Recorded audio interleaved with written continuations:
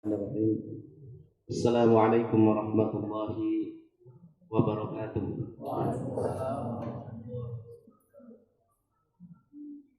Innal hamdalillah nahmaduhu wa nasta'inuhu wa nastaghfiruh wa na'udzu billahi min shururi anfusina wa sayyiati a'malina. May yahdihillahu fala mudilla lahu wa may yudlil fala hadiya lahu. Asyhadu an la ilaha illallah wa asyhadu anna Muhammadar Rasulullah. Ya ayyuhalladzina amanu taqullaha haqqa tuqatih wa la tamutunna illa wa antum muslimun. Ya ayyuhan nasu taqu rabbakumul ladzi khalaqakum min nafsin wahidah wa khalaqa minha zawjaha wa batha minhuma rijalan katsiran wa nisaa wattaqullaha alladzi tasaaluna bihi wal arham innallaha kana 'alaikum raqiba. Ya ayyuhalladzina amanu taqullaha wa qulu qawlan sadida yuslih lakum a'malakum wa yaghfir lakum dhunubakum wa may yuti'illaha wa rasulahu faqad faza fawzan 'azima. Amma ba'd, fa inna khairal hadithi kitabullah wa khairal huda Muhammadin sallallahu alaihi wasallam wa syarral umuri muhdatsatuha fa inna kulla muhdatsatin bid'ah wa kulla bid'atin dhalalah wa kulla dhalalatin finnar. Azani Allah wa iyyakum jami'an minan nar. Coba maju sedikit di belakang dia. Wali fiddin wa akhwati fillah rahimani wa rahimakumullah. Alhamdulillah, puji syukur kita persembahkan kepada Allah Subhanahu wa taala, Zat yang maha adil dan maha bijaksana, maha pengasih dan maha penyayang, maha rahmah, yang telah memberikan banyak kenikmatan kepada kita semuanya. Alhamdulillah, Allah Subhanahu wa taala memberikan nikmat yang sangat berharga, yaitu nikmat hidayah, sehingga kita ridha dengan ayat-ayat Allah Subhanahu wa taala dan sunnah-sunnah Rasulullah sallallahu alaihi wasallam. Kalau bukan karena hidayah dari Allah Subhanahu wa taala, tentunya kita mungkin termasuk orang-orang yang tidak bisa menerima ayat-ayat Allah Subhanahu wa taala dan sunnah-sunnah Rasulullah sallallahu alaihi wasallam sebagaimana umumnya kaum muslimin di masa sekarang ini. Oleh karena itu ikhwani fiddin, ya, tidak ada nikmat yang lebih besar dibandingkan nikmat hidayah yang Allah Subhanahu wa taala berikan kepada kita semuanya. Dan malam hari ini alhamdulillah kita insyaallah akan melanjutkan membaca kitab Al-Wajiz fi Fiqhi Sunnah wal Kitabil Aziz, pembahasan permasalahan al-mashu 'alal khuffain, yaitu mengusap sepatu. Jadi antum pernah dengar ya syariat mengusap sepatu ya?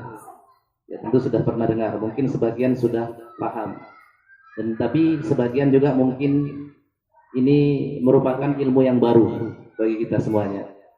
Tapi kenyataannya ini bukan sesuatu yang baru ya.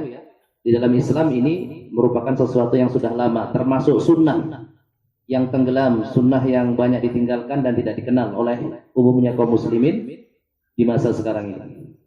Ya. Oleh karena itulah pentingnya kita belajar, sehingga tatkala kita melihat amalan-amalan yang tidak biasa dilakukan itu, kita tidak langsung curiga, tidak langsung berprasangka negatif, ya. Karena sebagian orang menganggap seperti itu, ya. Kalau ada sesuatu yang baru dianggap ajaran baru, padahal tidak. Ini adalah ajaran lama. Hanya saja dia sudah terpendam dan kita akan ungkit kembali supaya kita itu mengenal sunnah-sunnah Rasulullah Shallallahu Alaihi Wasallam. Dalam hal ini dicantumkan ucapan seorang ulama besar dari mazhab Syafi'i, yang bernama Al-Imam An-Nawawi rahimahullah dalam kitabnya Syarah Muslim. Ya. Beliau mengatakan ajma'a man yu'taddu bihi fil ijma' ala jawazil mashi 'ala al-khuffain. Para ulama yang ijma'nya itu dianggap, mereka bersepakat bolehnya mengusap sepatu. Bolehnya mengusap sepatu fi safari wal hadar. Baik dalam kondisi safar maupun dalam kondisi mukim. Ya, bukan hanya ketika kita dalam perjalanan jauh, kalaupun di rumah juga boleh bagi kita berwudu itu mengusap sepatu yang harusnya kaki kita dibasuh, ya kita usap saja sepatunya. Nanti insya Allah ada cara-caranya dijelaskan di sini. Sawa'un kana li hajatin aw li ghairiha. Baik mengusap sepatunya itu dikarenakan ada hajat, kebutuhan, ataupun selainnya. Kalau nggak ada hajat pun juga nggak masalah. Ya, bukan karena sakit, bukan karena apa, pokoknya males aja. Pinginnya pakai sepatu aja nanti ngusap, atau pakai kaos kaki saja nanti kalau wudu biar nggak basah, biar nggak dingin, diusap saja, maka boleh yang seperti itu. Hatta yajuzu lil mar'atil mulazimati baitaha wa zaminil ladzi la yamshi. Bahkan dibolehkan untuk para wanita yang dia itu menetap di rumahnya, ibu rumah tangga yang nggak ada kerjaan di luar, cuman di rumah saja dia, boleh bagi dia untuk pakai kaos kaki, kemudian ketika berwudu bagian kakinya itu cukup diusap permukaannya saja, ya, seperti itu boleh. Dan orang-orang yang sudah tidak bisa berjalan karena sakit, maka dibolehkan bagi mereka. Wa innama ankarathu syi'ah wal khawarij wa la yu'taddu bi khilafihim. Akan tapi memang ada yang mengingkari ijma' kesepakatan para ulama ini. Siapa mereka? Yaitu dari kalangan orang-orang Syiah dan dari kalangan orang-orang Khawarij. Siapa orang-orang Syiah ini? Ya. Orang-orang Syiah adalah orang-orang yang ghulu, ekstrim. Ya. Memuji Ali bin Abi Thalib, bahkan sampai pada derajat menuhankan Ali bin Abi Thalib. Ya. Kadang mereka menyebut Ali bin Abi Thalib sebagai imam. Kadang mereka menyebut Ali bin Abi Thalib sebagai wakilnya Tuhan.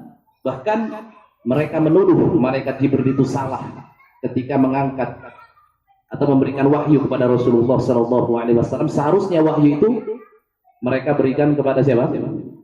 Kepada Rasulullah SAW. Seharusnya Jibril itu berikan wahyu kepada Rasulullah, kepada Ali bin Abi Thalib, tapi salah, malah diberikan kepada Rasulullah SAW. Ya kalau malaikat salah, otomatis yang utus juga salah. Dan ini tuduhan yang sangat tidak masuk akal dan tuduhan yang sangat keji kepada Allah Subhanahu wa taala. Demikian juga orang-orang Khawarij.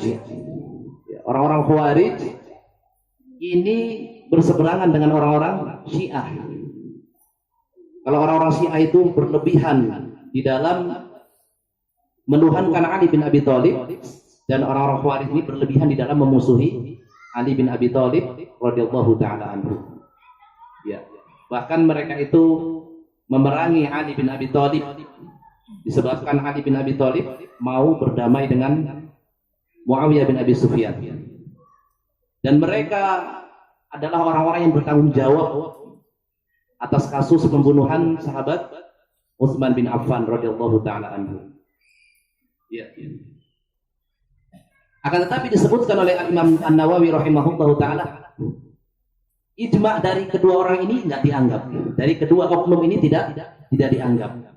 Kalau seandainya pendapat mereka itu dianggap, otomatis ijma' kesepakatan para ulama tadi bolehnya mengusap sepatu itu batal. Akan tetapi karena hujah mereka itu tidak dianggap, makanya tetap ya adanya ijma' di kalangan umat ini bolehnya mengusap sepatu ketika berwudu. Lalu alasannya apa? Kenapa orang-orang Syiah dan orang-orang Khawarij ini hujahnya itu tidak dianggap? Hujahnya tidak dianggap. Orang-orang Syiah sendiri walaupun mereka bersekte-sekte, tapi umumnya mereka itu adalah orang-orang yang dihukumi kafir oleh para ulama, keluar dari Islam. Ya. Disebabkan mereka itu melanggar beberapa poin akidah serta keyakinan Islam yang apabila diingkari bisa jatuh kepada kekafiran orang-orang yang mengingkarinya. Jadi antaranya gampangannya itu adalah apa? Allah Subhanahu wa taala dalam Al-Qur'an memuji orang-orang Muhajirin dan Ansar, para sahabat Rasulullah sallallahu alaihi wasallam. Bahkan mereka itu ditetapkan oleh Allah Subhanahu wa taala sebagai qudwah, sebagai tolok ukur kebenaran. Intinya orang-orang belakangan itu berada di atas al-haq, berada di atas kebenaran kalau seandainya mereka meniru Muhajirin dan Ansar. Ya, ayatnya jelas. Wasabiqunal awwaluna minal muhajirin wal ansar walladzina tabauhum bi ihsan radhiyallahu anhum wa radu anhu. Kemudian Allah mengatakan fa in amanu bimithli ma amantum bihi faqad ihtadaw. Sekiranya manusia itu beriman sebagaimana iman kalian, wahai Muhammad dan para sahabatnya, faqad ihtadaw, barulah mereka itu dikatakan mendapat hidayah. Wa in tawallaw fa innama hum fi shiqaq. Kalau seandainya mereka berpaling, mereka menyelisih jalan kalian, maka mereka itu berada di dalam permusuhan, perselisihan, bukan di atas kebenaran. Tapi bagaimana anggapan orang-orang Syiah ini kepada para sahabat Rasulullah? Ya, Abu Bakar, Umar, itu mereka katakan apa? Sebagai orang-orang yang murtad, bahkan dikatakan sebagai berhalanya Quraisy. Allah Subhanahu wa taala mengatakan mereka ini adalah qudwah umat ini, kalau ukur kebenaran. Ya, contoh orang-orang yang masuk dalam surganya Allah, tapi mereka katakan sebagai orang-orang kafir. Istri Rasulullah Sallallahu Alaihi Wasallam yang disebutkan oleh Rasulullah SAW sebagai sebaik-baik wanita, kalau diibaratkan sebagai makanan, kata Rasulullah, seperti bubur tarid dibandingkan bubur-bubur yang lainnya. Intinya karena Rasulullah SAW suka makan bubur tarid itu, makanan yang paling enak menurut Rasulullah. Itulah Aisyah dibandingkan wanita-wanita yang lain.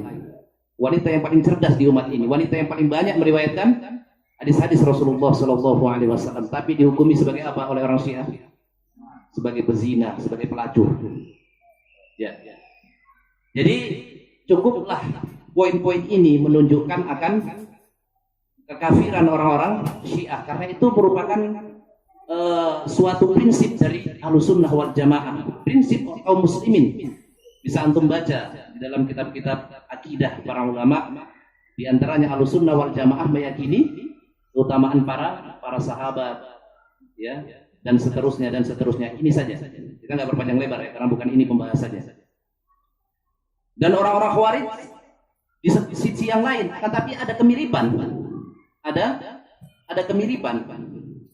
Sebagai contoh, ketika mereka memberontak kepada sahabat Ali bin Abi Thalib radhiyallahu taala anhu, dan ketika itu Ibnu Abbas radhiyallahu taala anhuma datang kepada mereka setelah minta izin kepada Ali bin Abi Thalib untuk mendebat mereka. Ibnu Abbas mempertanyakan siapa di antara sahabat satu saja yang ada bersama dengan mereka. Ternyata tidak ada seorang pun sahabat yang bersama dengan mereka.